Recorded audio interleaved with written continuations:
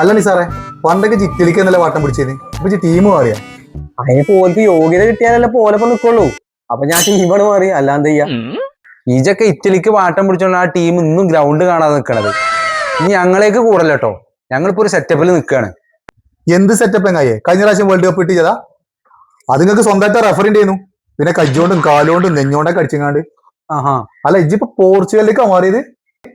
പോത്തല്ലോ ഓരുണ്ട് കളിക്കാം.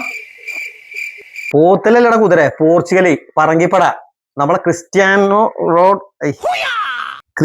റൊണാൾഡോ എങ്ങായേ? അതും കൂടി പറയാൻ നിച്ചല്ല.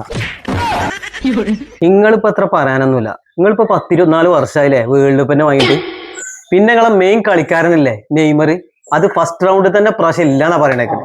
എടാ ഫസ്റ്റത്തെ റൗണ്ടിലും വരൂല്ല കളിക്കാൻ, പിന്നത്തെ റൗണ്ട് ഒട്ടും ഓന് കളിക്കാൻ കൂടില്ല. കാരണം എന്താ, ഇവര് ഫസ്റ്റ് റൗണ്ടിലെ പുറത്തായി പോവല്ലേ.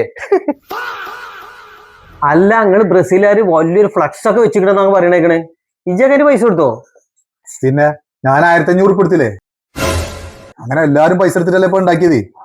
അതല്ല ഇവിടുത്തെ ആവേശം. അല്ല ജി എനിക്കൊരു 1000 തരാണ്ടല്ലോ, അതിനൊക്കെ എൻ്റെ അടുത്ത് പൈസ ഉണ്ടല്ലേ. നിന്റെ കടം വീട്ടാൻ എനിക്ക് പൈസ അല്ലാതെ. അണക്കൊരു 1000 തരാണ്ടില്ലേ? പിന്നെ എടാ ഈ ഫ്ലക്സിന്റെ പൈസ എടുക്കലോണ്ടേ പേരേക്ക് വരെ ചെലവിന് കൊടുക്കാൻ പറ്റിയിട്ടില്ല.